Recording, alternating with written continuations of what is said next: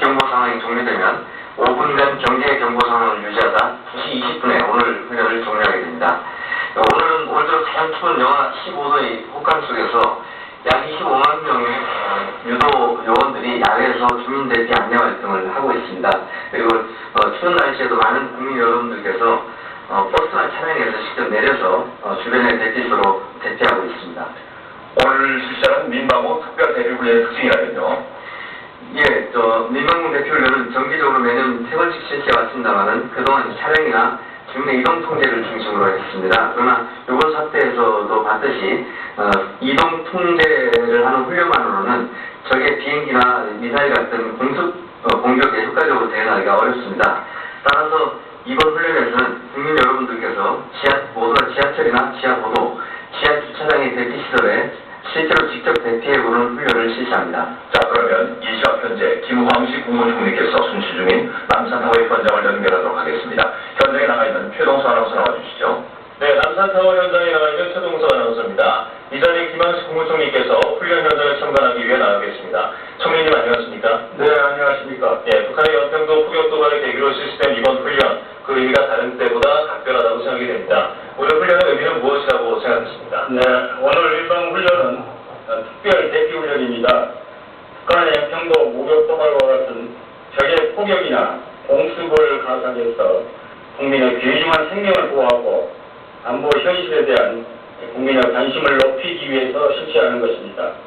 특히 오늘 훈련은 형식적인 통제 위주가 아닙니다.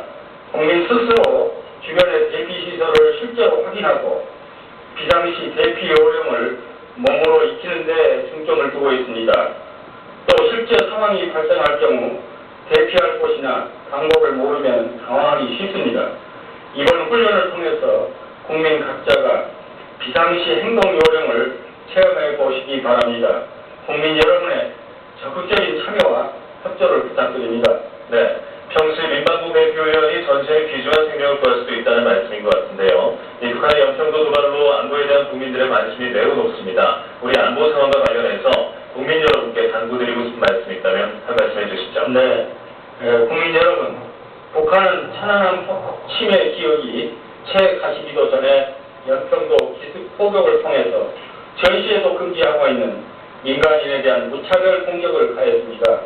저는 총리로서 또한 국민의 한 사람으로 북한의 만행에 분노를 금할 수 없습니다. 정부는 어떠한 소발에도 반드시 응분의 대가가 따르도록 할 것입니다. 철저히 응교하겠습니다. 국방부와 안보 전반을 재검토해서 더욱 튼튼한 안보 태세를 갖추고 적의 소발에 단호하고 강력히 대응해 나가겠습니다. 하지만 무엇보다도 중요한 것은 국민 여러분의 흔들림 없는 안보의식과 적극적인 지원입니다.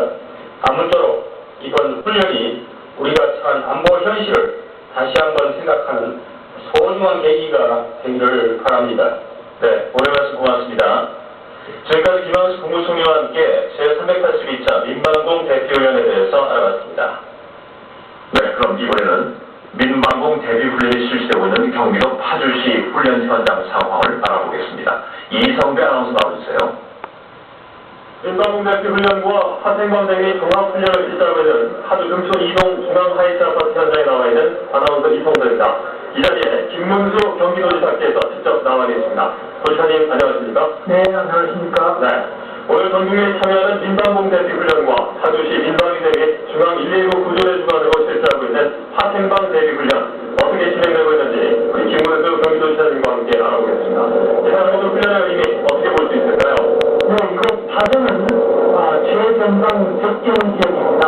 비행기가 지나가고 JS의 항공정 모듈이 파주에 있고 그래서 적의 사거리에 있기 때문에 오늘 적의 화생방 공격에 대비해서 어떻게 군과 반민이 힘을 합쳐서 신속하고 안전하게 대피소로 훈련할 수 있는지 실전에 대응한 훈련을 열심히 하고 있습니다. 그렇군요. 지난 2일 일본 언론에서 북한이 연내 경기도 쪽을 포격할 것이다 이렇게 보도를 했습니다. 이에 대해서 접경 지역 등 많은 경기도민들이 불안해하고 있는데요. 경기도는 어떤 대책을 갖고 계십니까?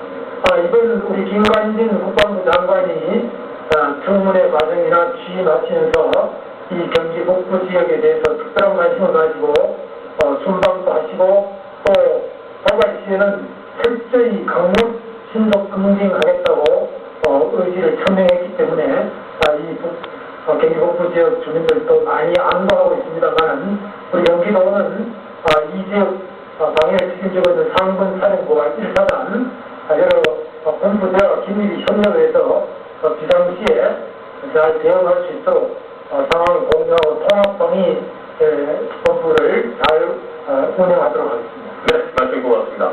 지금까지 경기도 파주시 훈련센터에서 경기도의 대책에 대해 전해드렸습니다. 그럼 여기에서 민방공 주민 대피 실제 훈련이 실시되고 있는 광주광역시 남구 훈련 현장 상황을 알아보겠습니다. 임정석 아나운서 나와주세요.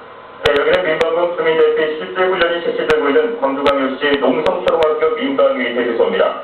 광주광역시 남부에서 민방공 주민 대피 실제 훈련이 어떻게 펼쳐지고 있는지 최영호 광주광역시 남부청장 모시고 알아보겠습니다. 안녕하십니까? 네, 안녕하십니까. 광주광역시 남부청장 최영호입니다.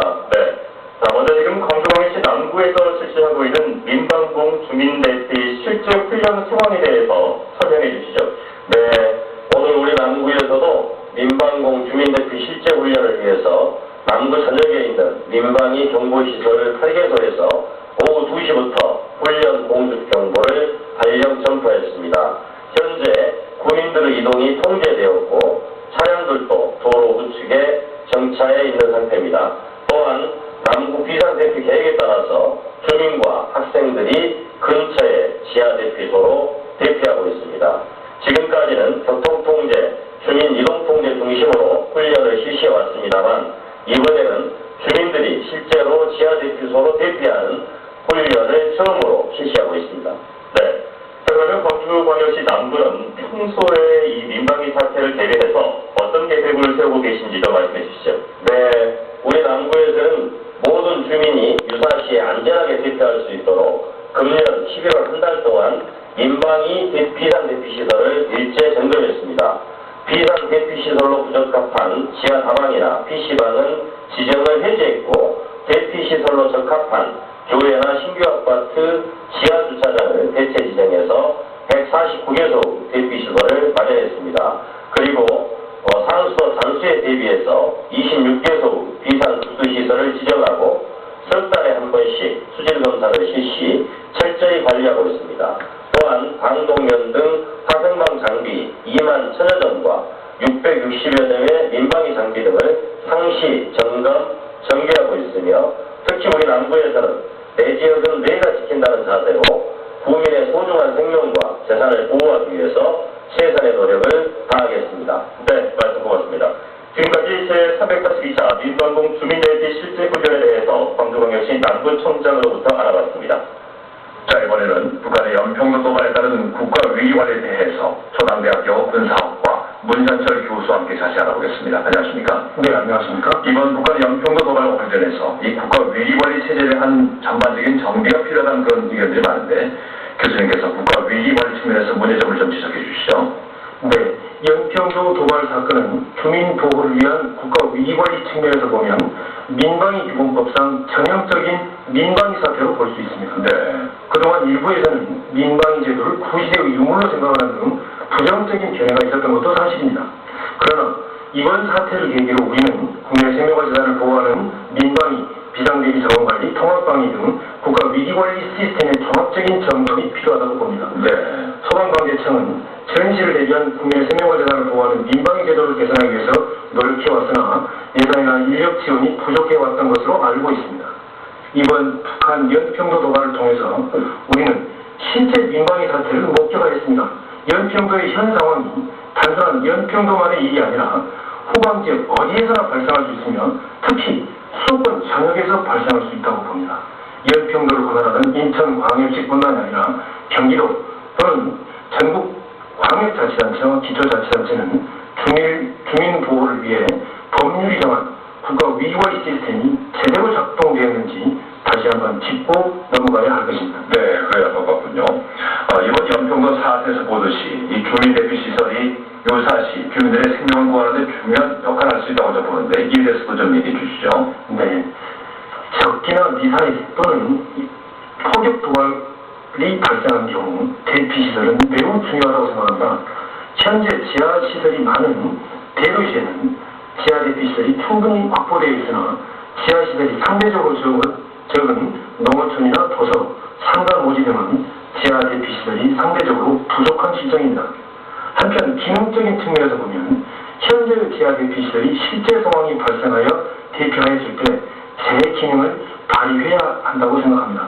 예컨대 일반 포탄과 화생방 포탄에 의한 공습 시 지하 대피시설물이 충격으로부터 보호되어야 되고 입구가 밀폐되어야 하며 비상발전기에 의한 전기 공급과 비상급수, 비상식량, 응급의료약품 등이 확보되어야 되고 방송통신시설이 구비되어 있어야 합니다. 자, 그러면 이번 연평도 도발 후속 조치로 이제 정부가 서해 5도와 접경 지역에 민간인 대피시설을 이제 확충할 계획인데 현 상황에서 효과적인 대피시설의 보강을 위한 방안이 있으면 말씀해 주시죠. 네, 공공시설물로 지하 대피시설의 출입구 밀폐장 시 비상발전기에 의한 비상전기 공급 설비를 추가로 보완하여야 되고 근본적으로는 지하 대피시설을 모든 건축물에 설치하도록 제도적으로 의무화해야 된다고 생각합니다. 네.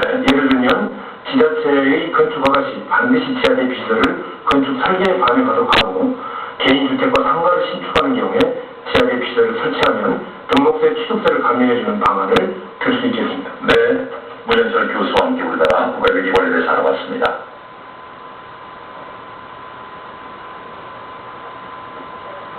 국민 여러분, 여기는 소방관계청 중앙민원경보통제소입니다. 훈련 경제경보를 발령합니다. 현재 시간 우리나라 전역에 훈련 경제경보를 발령합니다.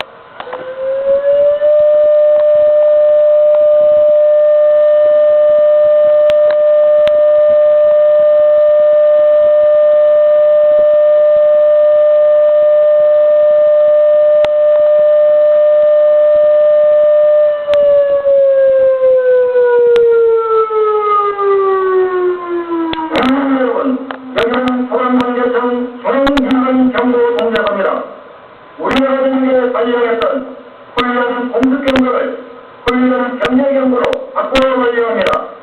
우리나라 전역에 발령했던 훈련 공습경보를 훈련 경례경보로 바꾸어 발령합니다.